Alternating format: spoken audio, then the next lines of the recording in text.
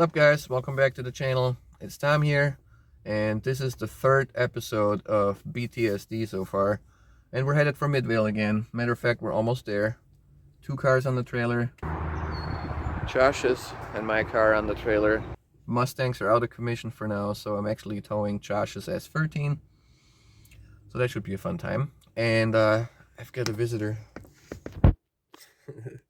Hey there. Bringing my own media nerd, so that's always nice. So coverage today should be on point. The drone boys are going to be out again too, and yeah, we'll see how this goes. But this is the third event of the season so far, and the season started out with a pattern of everything Clubloose, I guess. Midvale, Pitt, Midvale, and spoiler alert, we're going to do Pitt again coming up here.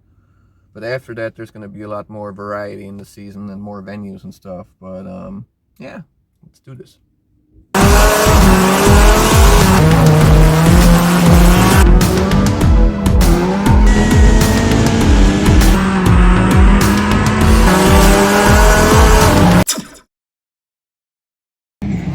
Made it to the track. Blue's looking shiny. Made a major visual upgrade by going from silver duct tape to black duct tape on the wing. So still just a trashed wing, but I think it stands out a lot less for action shots and such. And today we are running the very layout that I used to destroy the car last time, so nothing's gonna go wrong, that's for sure. Pit walk today is a little more exotic than usual for a drift event. Dun dun! That's pretty freaking sweet.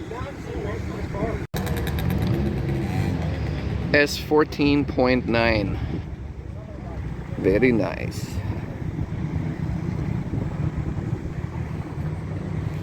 That's really freaking sweet looking.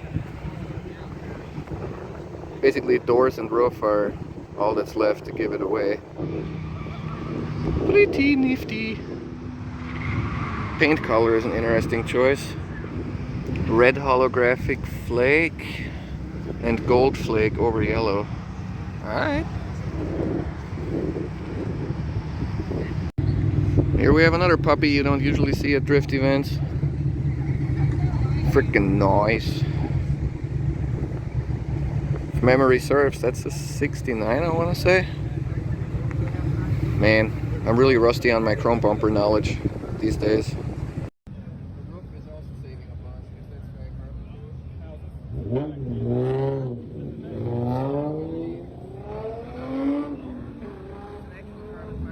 Not sure you're going to be able to tell this because it's so bright out here, yeah, but really, there's actually live coverage of all this nonsense straight from the drone. How cool is that?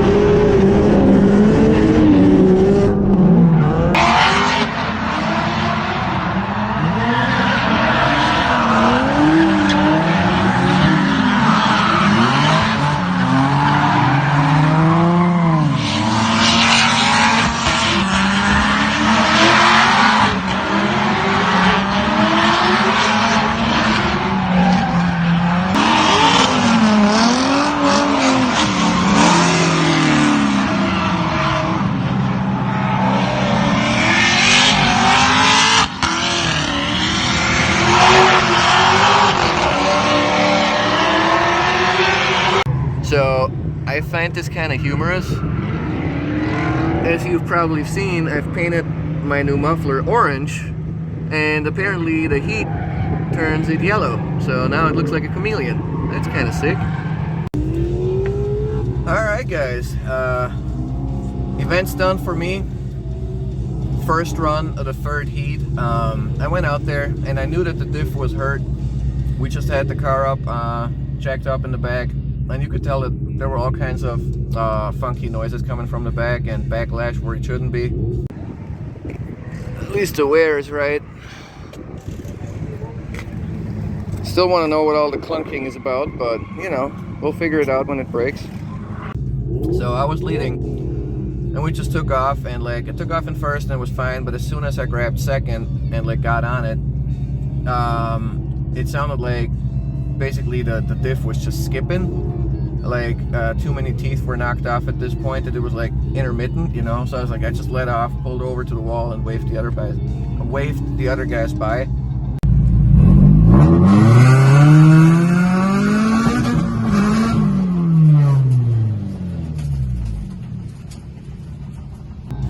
So that's it for me for today. 2 awesome heats. Like, oh my god, it was so much fun. The driving was great. First heat, I got to drive with Josh again, which I haven't done since 2019, and that was a lot of fun. He left some marks on the driver's side of Blue. He like pushed the door in a little bit and broke the flare and like fucked up the paint and stuff. For sure. Honorable war wounds from this nerd. How do I word this correctly? Like, if you get battle scars on your car from a run that was actually sick, you know, where it was just like a nice tight tandem the whole way, then like, yeah, you know, that's part of the game and I'm not gonna lose any sleep over it. If that was a crap run where he was like 6 cars back and then just cut the line and T-boned me, then yeah, I'd be pissed, you know, but that's not what happened, right? It was a super cool run. I bet you the videos are gonna look fantastic, and media coverage today was nuts. So we have, you know, I can't even think of all the name because I'm so close to a heat stroke, but there were so many media guys out there. There's got to be like 8 angles of pretty much every run we did, and some of them were really good. Like I put a chase on Casey and his 350Z, and best I could tell, on the second big turn, he ran such a wide line that he actually just grazed the wall. Like he popped the bumper off his 350 because 350C bumpers never stay on the car anyway. But he literally just touched it, it looked like.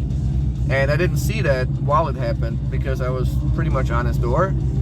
But when we transitioned to the next turn, it sounded like his bumper was waving at me. I'm like, oh sweet, he got the wall, you know? But not like a distasteful wall slam. If he actually touched it, it must have been like just kissing it, you know? So depending on where the drone was, because I'm sure there was a drone up there because there were drones everywhere, that footage has potential to be freaking cool. I'm really looking forward to seeing that. Yeah, got to drive a bunch with Alan, and his car of course is a rocket ship, no surprises there. We had some good runs. Like I said, a couple runs with Josh were really fun. Casey did really well. Like the runs that he ran with me in front of me were like his first lead runs ever. So he did well. He did really well. It was a lot of fun. And he was running some garbage tires like Federals or whatever. So his car wasn't overly fast. So it was a lot of fun to chase him, you know. But yeah, he drove great. Man, it's just a good event. Like you just can't go wrong by going to Midvale. Like I've never had a bad time at Midvale, even when the car gets boo-boos, you know, which it has quite a few times actually. Midvale is just worth the trouble, it really is. And the Clubloose II dudes are just so chill. There's no drama at this event ever. It's just great.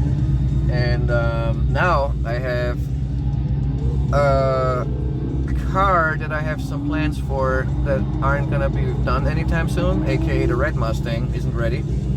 I just blew up the diff in the blue car, and the black car is caged, but it doesn't have seats because it's 2021 and literally everything is back ordered on the planet, right? So yeah,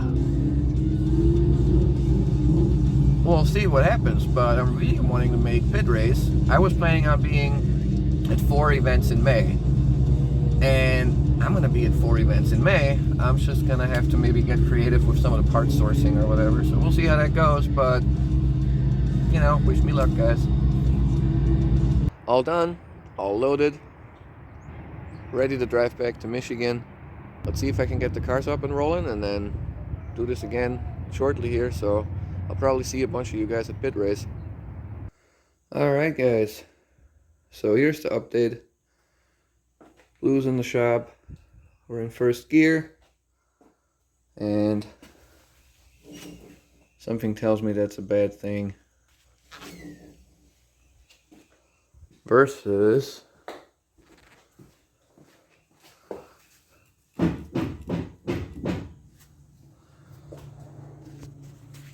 so yeah, with a little luck, whatever's going on under here is probably minor. I did a few tests in the driveway just to see if I could hold some kind of torque in gear. So I loaded the drivetrain against the hydro while rolling to see if I can get any kind of like jumping or grinding noises out of the trains. Just as a quick, easy, you know, attempt at root causing our issue here. And when I left, the noises were outrageous. Everything was just clunking and clacking and doing dumb things. And when I took off, I left a single line of rubber in the driveway. So that's pretty indicative of what's happening here. And like I said, now that she's on the lift, I think this is quite telling.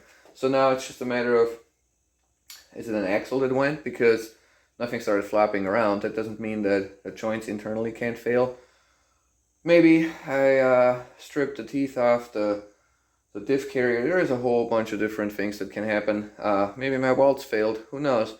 But time to get her on the lift and get cracking, because this car needs to be at Pitt race. So I have a spare trans, I have a spare diff, I have spare axles actually. So regardless of which of those it is that plays into this, I'm just going to go through it.